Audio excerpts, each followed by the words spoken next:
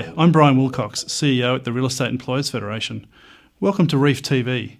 In this episode, which is the third in our four-part series about the new Real Estate Industry Award, we're looking at commission-only employment arrangements. To help explain the new rules regarding these arrangements, I'm joined by Greg Patterson, our Membership Services Director at Reef. Greg, the commencement of the new Real Estate Industry Award will bring with it some fairly significant changes to the commission-only regime.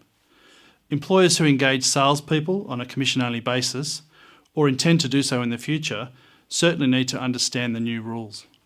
Let's start by talking about why commission-only employment was on the Fair Work Commission's radar. Yes, thanks, Brian. The unions expressed a strong dislike for commission-only employment arrangements during the award review process.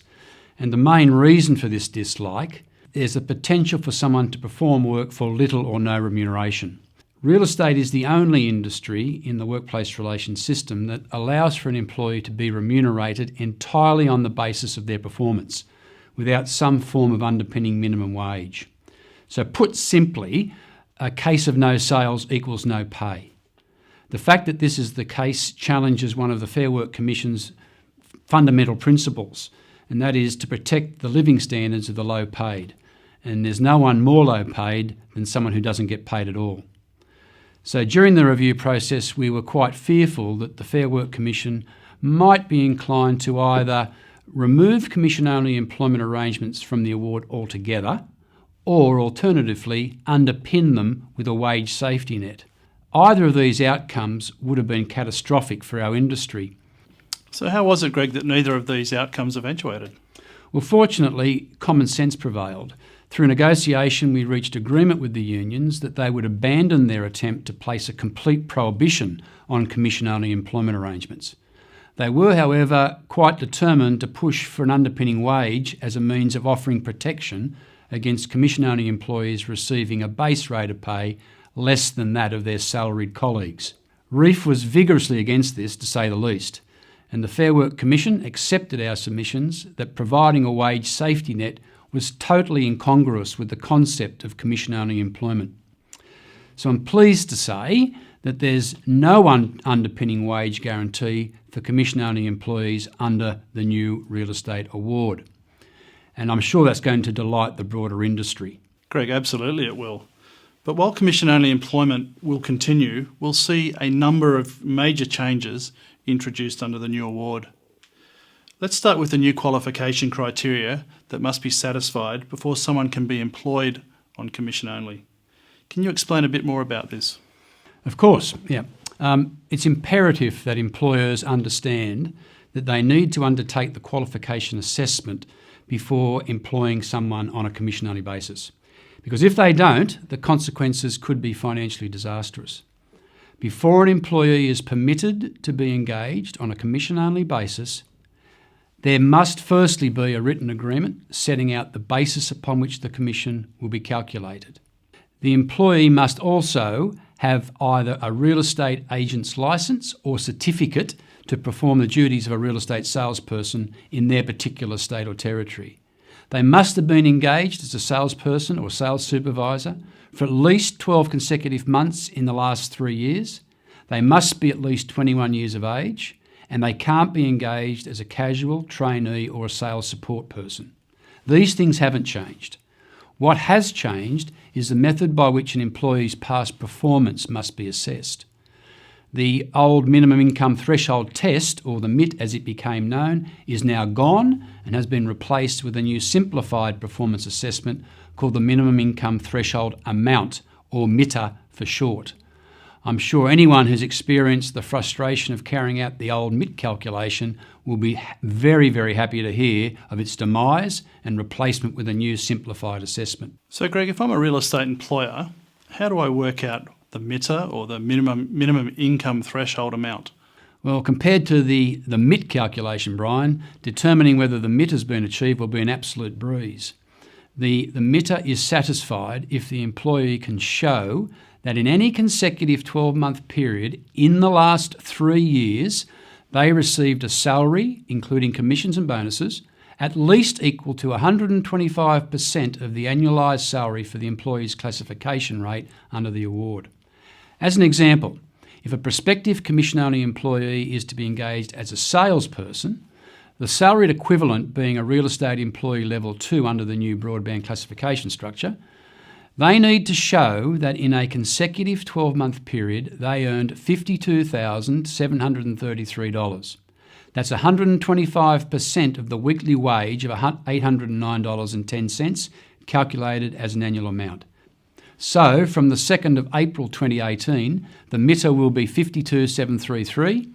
This figure will increase annually in line with minimum wage adjustments and will likely change on the 1st of July 2018 and each July thereafter.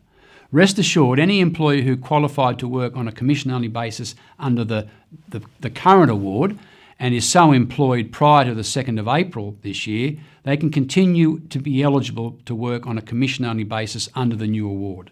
So, Greg, if I'm an employer and I'm looking to employ a commission-only salesperson, what evidence can I rely upon to ensure that the prospective employee has satisfied the MITA? The most likely evidence, Brian, will be the employee's individual payment summary for a particular financial year. But other documents that might be used would include pay slips or commission statement records. Greg, is the minimum commission-only rate of 35% of the employer's net commission going to continue? Well, the Fair Work Commission has decided to change the definition of minimum commission-only rate. It will now be prescribed as 31.5% of the employer's gross commission. Gross commission is defined as the commission received by the business from the client, less GST and any conjunction agents fees.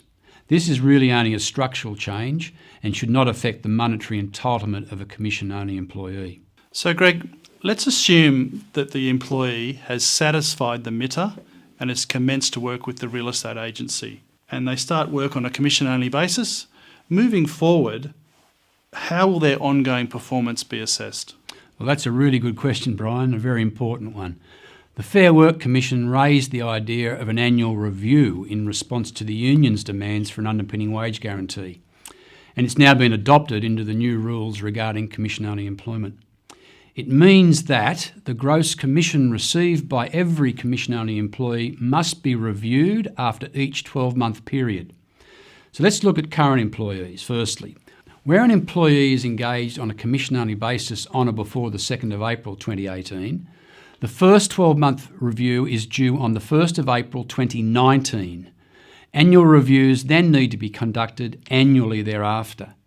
Where a commission-only employee is engaged after the 2nd of April 2018, the first review must take place 12 months after the commission-only arrangement started. Again, annual reviews must be carried out annually thereafter. If the 12-month review shows that the gross income of the commission-only employee for the period being assessed was less than the MITA, then the commission-only arrangement must cease. Greg, if the commission-only arrangement has to end, what then? What does an employer need to do? Well, if a commission-only employee fails to achieve the MITA over the 12-month period under review, the employer has a decision to make. They can move the employee onto a salaried salesperson arrangement with or without a commission option, or the other alternative would be is to terminate the employment.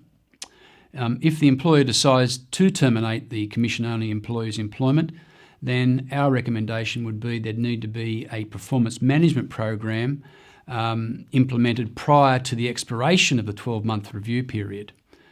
Termination on the stroke of the 12-month review period without any prior performance discussions will, in our view, potentially cause an industrial problem.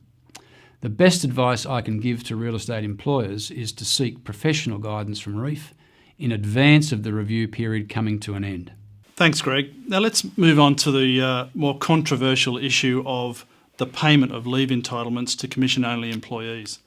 Since the Real Estate Industry Award came into force in 2010, it's been common practice for employers to effectively prepay the annual leave, the sick leave, and other entitlements owing to a commission-only employee as part of the agreed commission percentage.